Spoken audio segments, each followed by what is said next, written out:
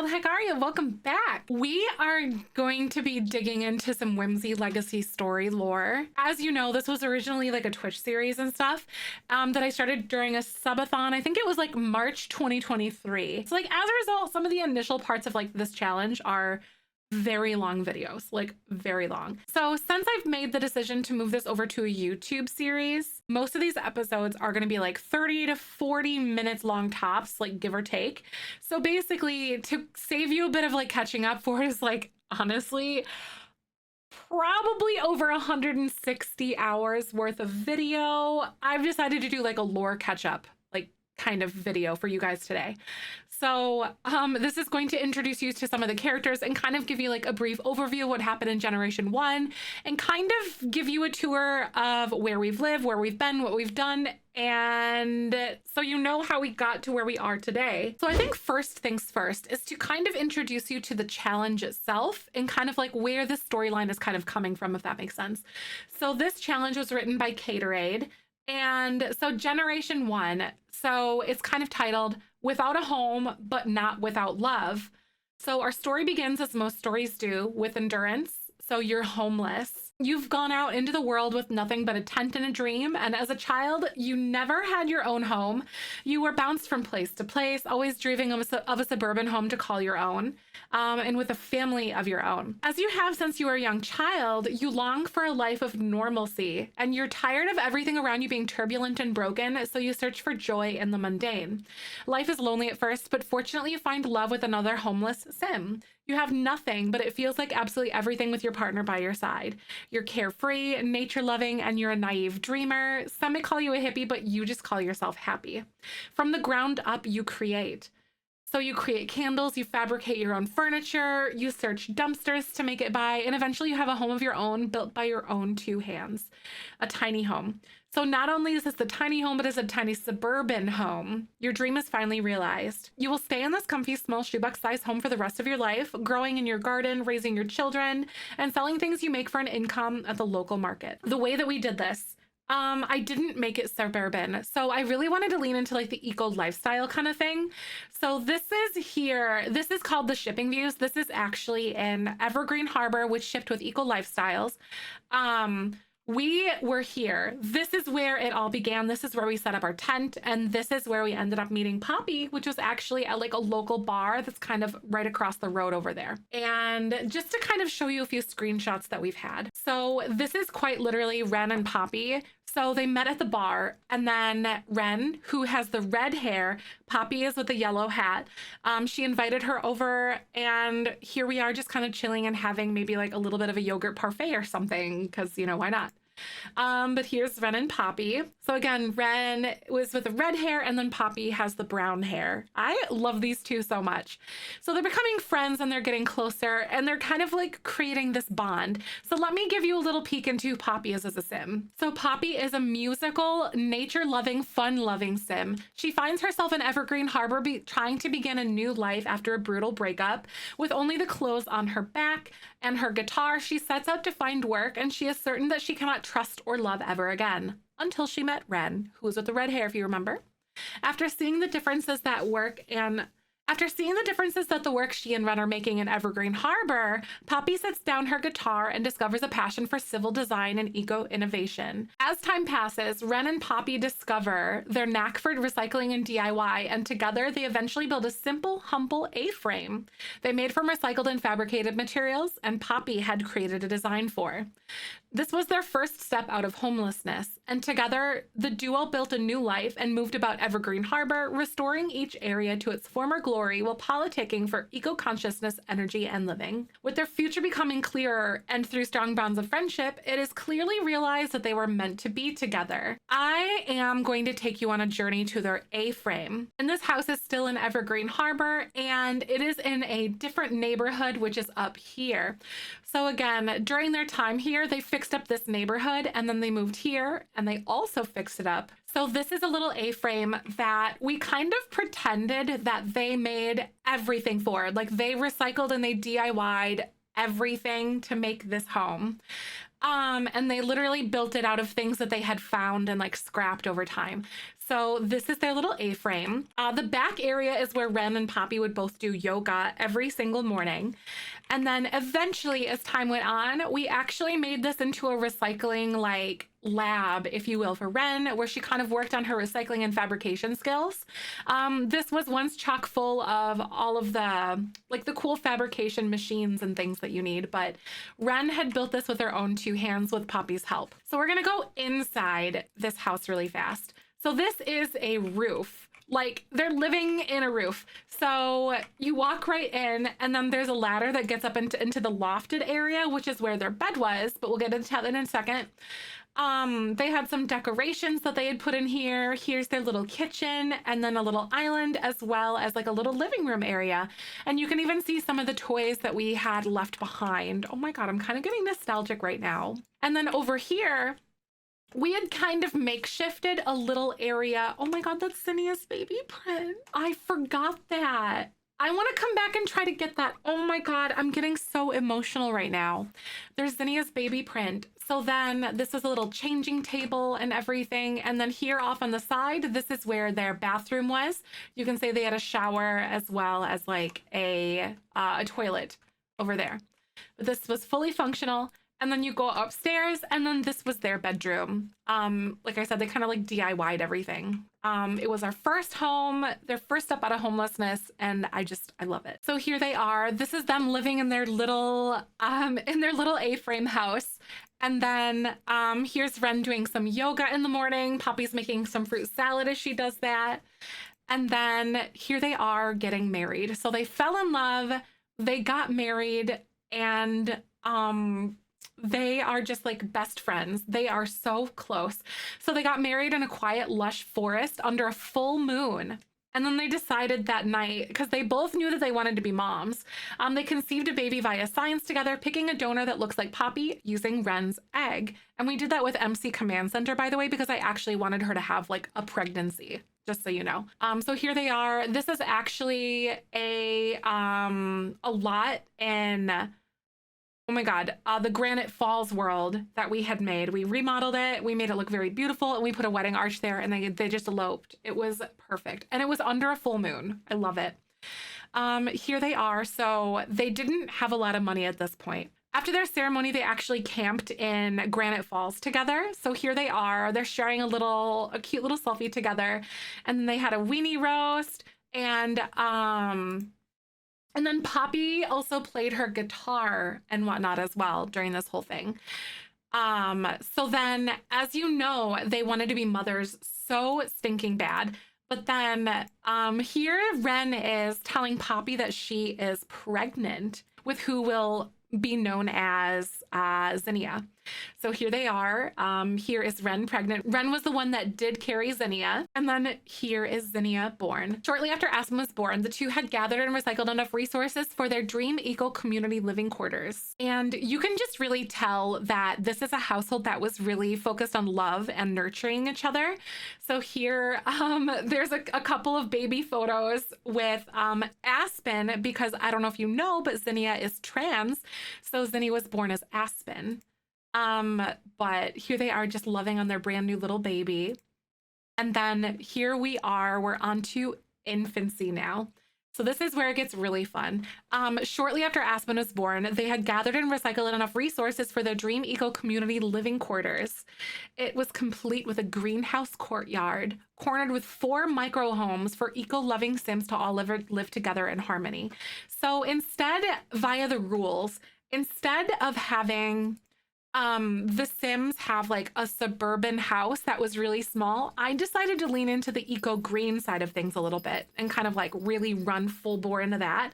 And I think it suited them very well. So this is something that we had said that they had fabricated and they made everything for.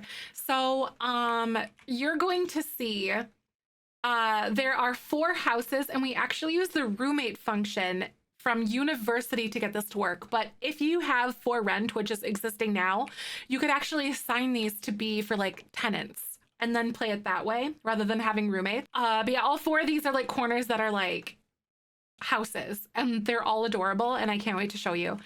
So they put this together and they had a dream and they have ran with it. You can see they have all sorts of like rain collectors. They have all sorts of solar panels and flowers everywhere. But their dream was to be green, and they definitely made that work. So we're gonna go in, and here they had their community garden directly in the front. As you can see, there was a graduation party here, which was for Zenia when she graduated high school and then moved out to university and stuff. So there's plenty of flowers everywhere. Lots of things to do. Things are just so bright and colorful, and I'm so nostalgic for this one. So this house was one of our roommates over here, and we kind of threw it together. So there's a sim actually living in here. There's like a little bathroom, but they're all like fully functional like micro homes. Then across the way we have another one, and there's a bedroom, bathroom, and then like a living quarters here, as well as like a living room and like a little kitchen. So then in the center here, so this was kind of like almost their little community center thing. So when we weren't having parties, we actually had like the recycling machine, the candle maker, and everything that kind of lived in here, as well as a dumpster. So in case they wanted to like hunt for like, I think they were called bits and bobs, which are pieces that you need to like fabricate and recycle things, they could go in there.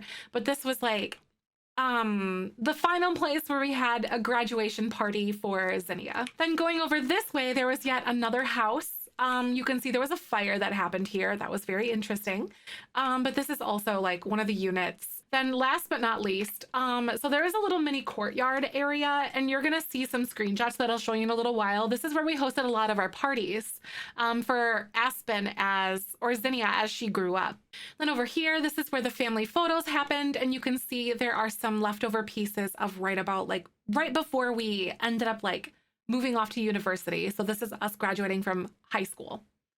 And then the photo or the camera that was there. So everything is still staged for that. But this is where all the family photos happened. Then inside we have a little kitchen.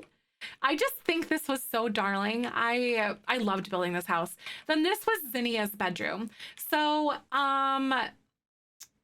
Poppy and Ren were like always super supportive of Zenia, and like they let her dress the way that she wanted to, whatever way she felt empowered. They let her decorate her own room in such a cute way. Like just an absolute dream to have as parents. But I love, there's so much personality, and you can kind of see the pastel like aesthetic and like her love for color that kind of transitioned over into her like adult life and stuff. And all that. But then, oh my God. So I also forgot to mention, so Poppy did play her guitar when we were talking, like when we were on their honeymoon. I should actually kind of bring this with, because Ren did save Poppy's life. Like Poppy almost died in that episode. So like, this is the burnt guitar. I think it would be really fun if we had something to like pass down from generation to generation. And I think I'm gonna grab that because I almost forgot about that actually. But we have artwork that Zenia had done over the years. And then we also have some like picture frames and stuff like that from years past too. So like lots of family activities and camping and all sorts of love happening within this household. Then over here, you can see there's more photos of when even meeting the bunny, the Easter bunny, and then learning how to walk and just being a cute little tot. And then we also have a little bathroom over here.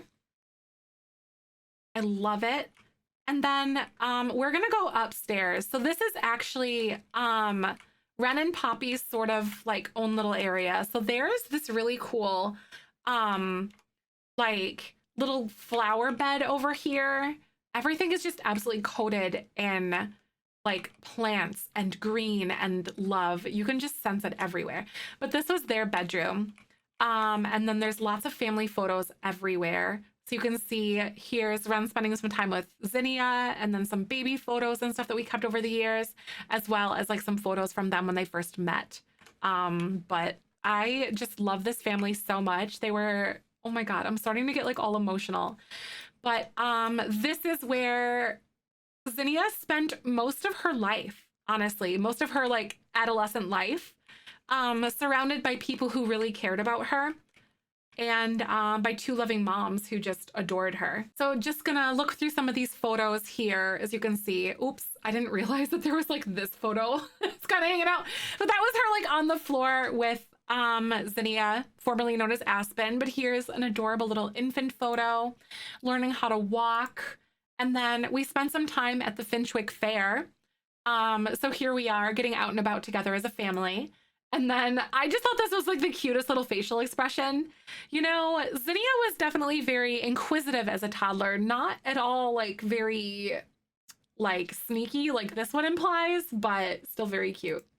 And then this is actually the first birthday party that we had thrown. So that was that little courtyard that was off of our house that you kind of saw. We have a birthday cake, and there's like a cute little area here. And here's all of the family and friends that kind of came over to help us celebrate. We had lots of food, salad, sliders, and cake. It was wonderful. And then here is Zenia, mean mugging the camera, probably gonna take your lunch money or something. And then here we are as a toddler. But I absolutely love it. So this is a quick little peek of Poppy reading a book to Zenia when they were a toddler. And then here we are having some family fun at the splash pad. We went camping, but we really heavily focus on like a lot of those family moments. And I really can't wait to bring those memories in and have Zenia live that with her family too, that she's going to be having. But like, I love this. So we built sand castles. This is all like on a camping trip. So Ren and Poppy, like their love for the outdoors, they really tried to like instill that into her. So here we are sleeping. And then we celebrated a lot of holidays. So here's Spooky Ween. We all dressed up. And then here is Zenia as a child. So her parents, like I said, her parents were always like super supportive. And we had her like experiment a lot with like her hair, maybe her clothes and stuff, and like whatever we felt like she would feel comfortable wearing. And in comes Abigail. So they met at school, actually. It was really adorable. So one of my favorite little like random factoids that the game kind of gave to us. So we had actually created Abigail and her family, which you'll meet in the next few episodes and stuff. By the way, make sure you watch. So there's this little bee backpack in here. And I had put this into Zenia's bedroom. And Abigail, when we invited her over for like a little sleepover, because this was around the time that Growing Together came out when I started this challenge, actually. We had invited her over for a sleepover, and she came with the same backpack. And you know, making friends when you're a child is pretty easy. So I like to say that they met at school, they had the same backpack, and then they just became best friends ever since, pretty much.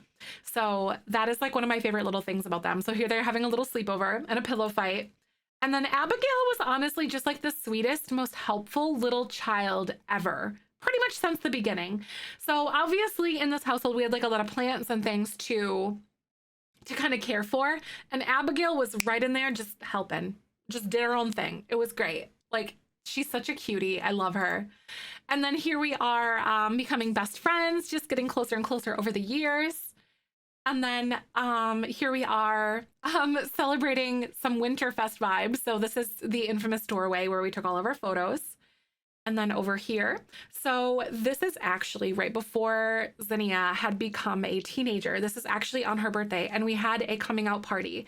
So this is where Zenia actually comes out as trans she came out first to Abigail, and then she came out to her moms, and I love it. And they've been supportive of her every single step of the way, just letting her be herself, and no matter what that looked like. So here she is on her birthday. We actually ended up having like, instead of like a birthday event, we had a weenie roast event. So that was really funny, but that's very much their speed. So here we are at her birthday, and this is Zenia as a teenager. So I love her little space buns. I love the trans flag and how supportive her moms are, and I am just in love with this whole story.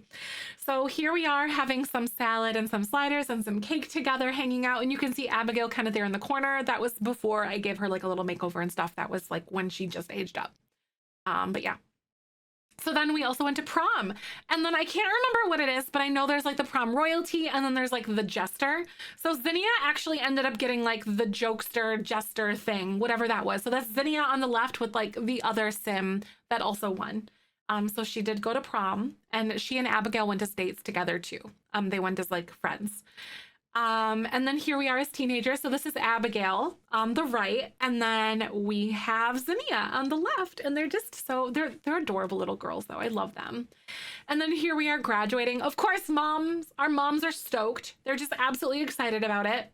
But we've graduated high school, and then now we move out to university. So one particular little detail that I wanted to point out to you is if you notice their friendship bracelets too. A cute story.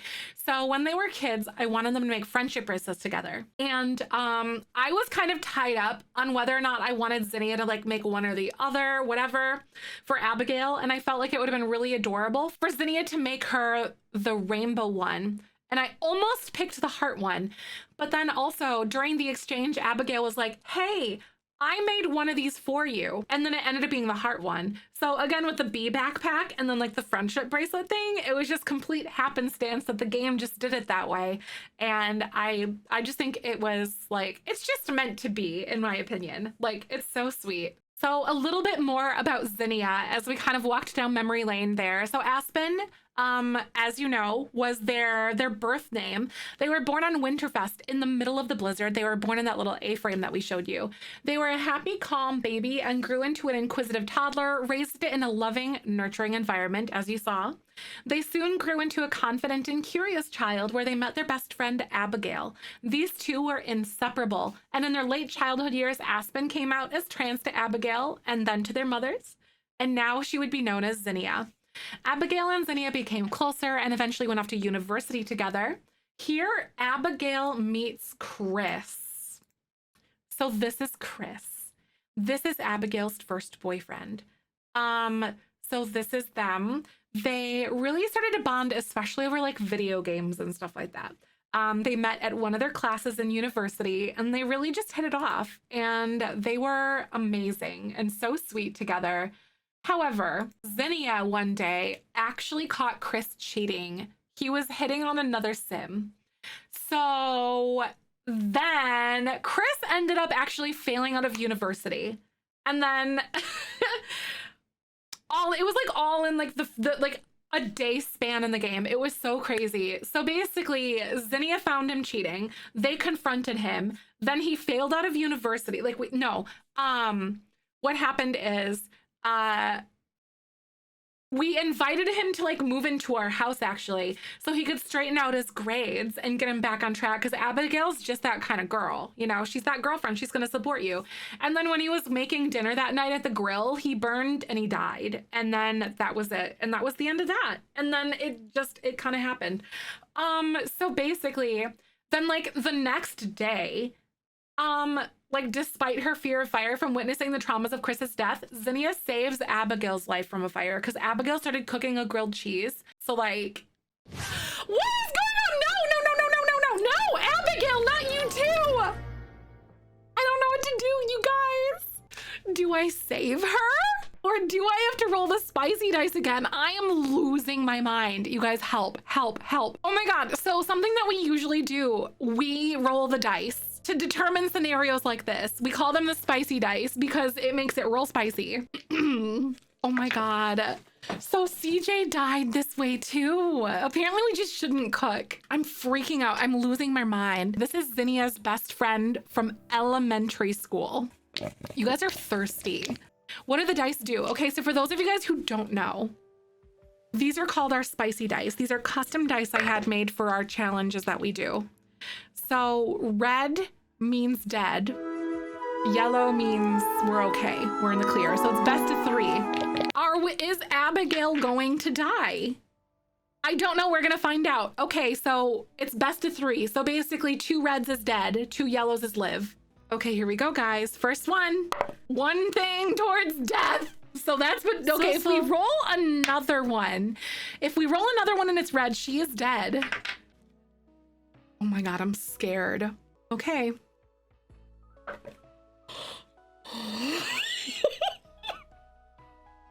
That's an angel. What's that means? That's one more. Oh my god, this is not happening right now. Oh my god, we have to roll 3 times to know the outcome. I know, this is so dramatic. Okay, guys. Wait, that's on its side. I'm gonna re-roll that. It's on its side. It's on its side. I'm manifesting this. It's on its side. Okay, here. No! We're gonna let her just do her thing, and hopefully Zenia actually decides to like extinguish her. Her boyfriend just died the day before in a fire too. Okay, we're gonna see how this plays out, guys. So we're gonna see Zenia. Is Zenia gonna extinguish her? Flower bunny, oh my god! Do something! Yes! I didn't do So, yeah, that was really interesting. So of course they go on through university. Abigail's really focusing on herself and Zenia is just doing her, you know, they're focusing on their work, their girl boss, and they're being amazing. They're talking about the future and like how good of friends that they are. And then we move out. So I also want to give you a little peek at the place where we lived when we were in university, where all of their university shenanigans kind of went down, including Chris's death. Here's where Chris died. That was really fun, but this is actually a base game and university rebuild of the Honeydew Fields lot that came with Discover University. There's a few things that I kind of added to it or whatever so this version that you're seeing here is not going to be university and base game, but the one in the gallery is. So make sure you guys check that out too. So this is where all their shenanigans went down. So you kind of come into the front door and then this is where our computers were. So this one is, this one was Abigail's and then this was actually Chris's. And then she had moved him in here to make sure that he was staying on track and stuff like that. So Abigail, and then this is Chris. So then, and then this was actually, I believe this was Zenia's computer here, if I remember properly. So this is kind of like where they spent a lot of their time in like studying and everything. We have our little bathroom over there with some laundry that we had actually put in. And then here we have our dining room, and then there's the stove where Abigail almost died. So yeah, things kind of happened in a hurry. Like we ended up moving to our apartment before we pretty much like got to fix any of this stuff up. And then we're gonna go upstairs. This is like a little living room that we had. Here's our little bathroom. So this is Zenia's bedroom over here. So there's like little knitting supplies, and you can really tell that she had all of her. She loves pastels and she loves gentle, like feminine colors, and I love it. So I have a feeling we're gonna see a lot of this coming into the next house. Then over here we have Abigail's bedroom. So there's like a little bookcase, there's plenty of things, and they even have her little bee backpack that she kept over the years. Like I just love that little detail so stinking much. And then we have the bed and all sorts of things in here. And I feel like this bedroom is very Abigail. So on comes our new chapter. So after we moved out of Honeydew Fields, we moved to San Myshuno.